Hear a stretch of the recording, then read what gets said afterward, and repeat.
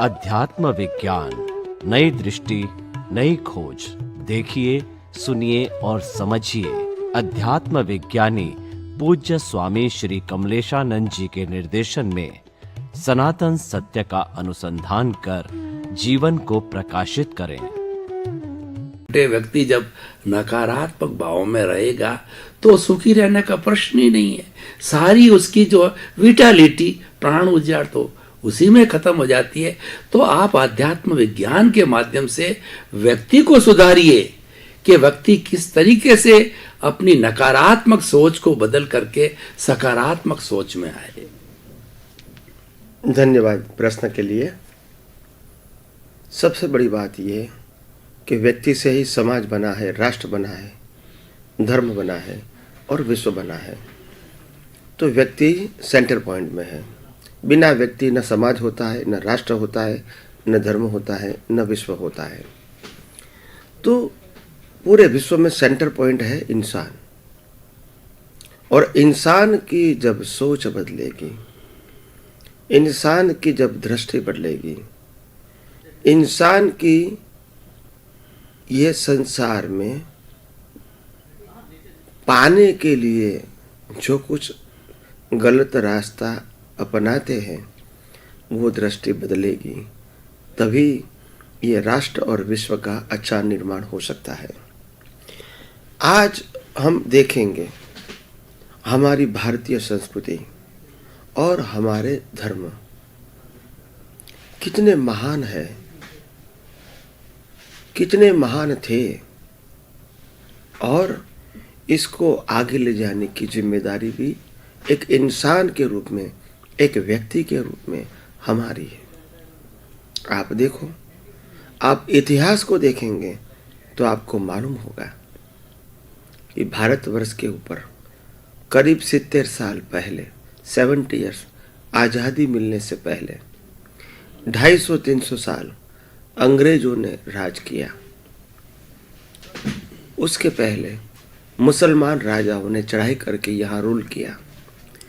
तो मैं समझता हूँ कि 400 और 300, 700 साल अंग्रेजों ने और मुसलमान लोगों ने राज किया। और एक कॉमन सेंस के नाते, एक सामान्य विचार के नाते हम सब एक बात को स्वीकार कर सकते हैं कि कोई भी धर्म, संस्कृति, सभ्यता और हिंदुइज्म को खत्म करने के लिए 700 साल मोर देन इनफ है।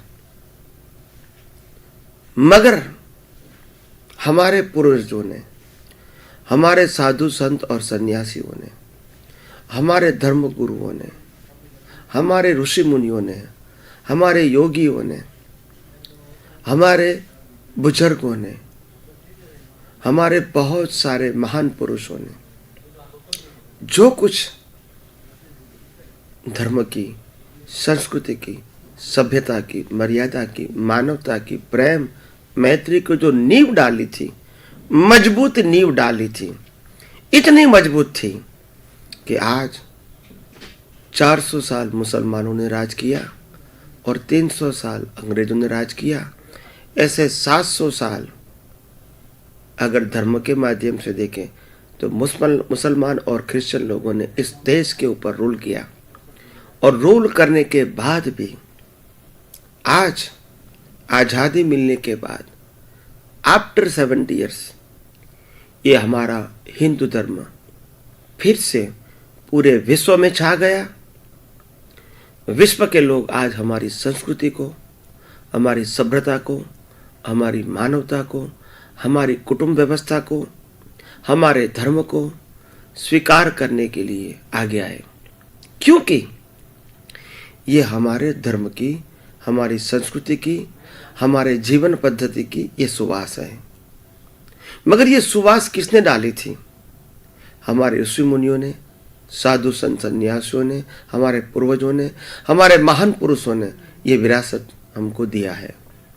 आज हमारी ये फर्ज है कि फिर से यही विरासत को, क्योंकि हम आज़ाद हैं, गुलाम नहीं है, तो यही विरासत को और मजबूत बनाए, और पक्की बनाए, और मानवतावादी बनाए, और सुसंस्कृत बनाए, और सभ्यता वाली बनाए, और हमारे जो हिंदू धर्म की जो नींव है, हिंदू धर्म की नींव है क्या है?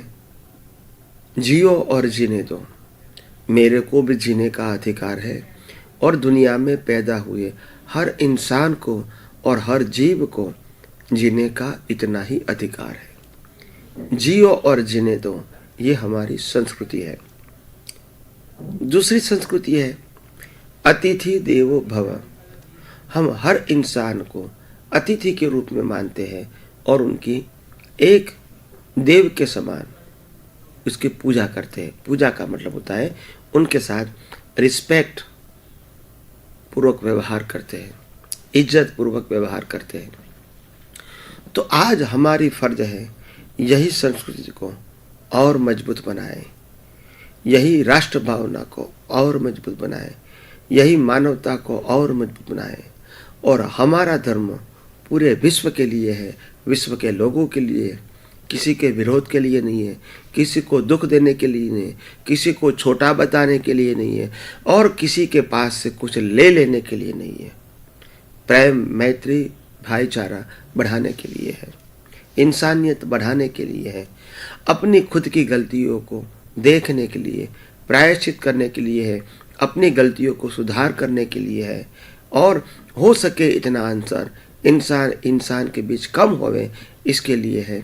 इसके आगे जाके हमारी जो संस्कृति है वो इंसान के आगे प्राणी, पशु, धरती, नदी, पहाड़, सूर्य, चंद्र सबको रिस्पेक्ट करती है। ये हमारी संस्कृति है और ये संस्कृति को दुनिया के सामने पेश करने की जरूरत है। ये हम सबकी फर्ज होती है कि हमारी संस्कृति महान क्यों है। हम सूर्य को भी देव मानते हैं, चंद्र को भी देव मानते हैं, ग्रह नक्षत्र को भी देव मानते हैं, हम समंदर को भी देव मानते हैं, हम नदियों को भी माता मानते हैं, हम पहाड़ों को पिता मानते हैं। और ये जो प्राणी है, पशु है, पक्षी है, सबको इतना रिस्पेक्ट देते हैं कि इनको भी इसी संस्कृति में, इसी राष्ट्र में, इसी देश में, इसी दुनिया में इसको भी इतना ही जीने का अधिकार है। तो कहने का मतलब जियो और जीने दो, ये हमारा संस्कार है, ये हमारी संस्कृति है। तो ये सब बातें जो पहले थी आज धीरे धीरे लुप्त होती गई है, इसको फिर से एक व्यक्ति के रूप में उजागर करने की ज़रूरत है। और हर इंसान को ये सोचने की है, आपके पास समय है तो कम से कम आंखें बंद करके बैठ के इतनी तो प्रार्थना करो कि हे परमात्मा, ये इंसान महान बने, देश महान बने, राष्ट्र महान बने, दुनिया महान बने, सब धर्म महान बने, धर्म गुरु महान बने, सब नेता महान बने, समाज सेवक महान बने, सभी अभिनेता महान बने, समाज के हर वर्ग की उन्नति हो, समाज के हर वर्ग जो पैसा कमाते हैं उनके अंदर सद्भावना रहे, प्रेम मैत्री रहे, धर्म के बीच मैत्री बढ़े, समभाव बढ़े। ऐसी प्रार्थना अगर हर इंसान व्यक्तिगत रूप से कम 5 मिनट 10 मिनट हर रोज समय निकाल के ये भावना करते हैं तो मैं समझता हूँ राष्ट्र को, देश को, धर्म को, समाज को और विश्व को महान बनने में कोई समय नहीं लग सकता है। तो आइए हम सब मिलकर एक व्यक्ति के रूप में एक पूरे विश्व की जिम्मेदारी लेके हर रोज अपने जीवन में से 5-10 मिनट का समय निकाल के सबके कल्याण की भावना करें, सबके मंगल काम की भावना करें और सबका उत्थान हो, मानव जीवन महान बने और मानवता के अंदर जो भेद है, जो डिवीज़न है, वो धीरे धीरे मिट जाए और मानवता आगे आए और धर्म तो पीछे रहे और धर्म की बातें पीछे रहे। ये व्यक्तिगत बातें हैं, मानवता आगे आए ताकि विश्व में, राष्ट्र में, हर जगह मानवता ही प्रधान रहे। तो दुनिया में सबसे बड़ा धर्म है ह्यूमैनिटी, मानवता। और वही धर्म का जितना विकास होगा तो मैं समझता हूँ ये धरती पर ही स्वर्ग आ सकता है। तो आइए हम सब इस महान सृष्टि को, इस महान देश को, इस महान दुनिया को, इस महामानव को और आगे ले जाए और हम सब इतनी अच्छी तरह जिए, हमको यही लगे कि स्वर्ग यहाँ ही है। बहुत बहुत धन्यवाद स्वामी जी।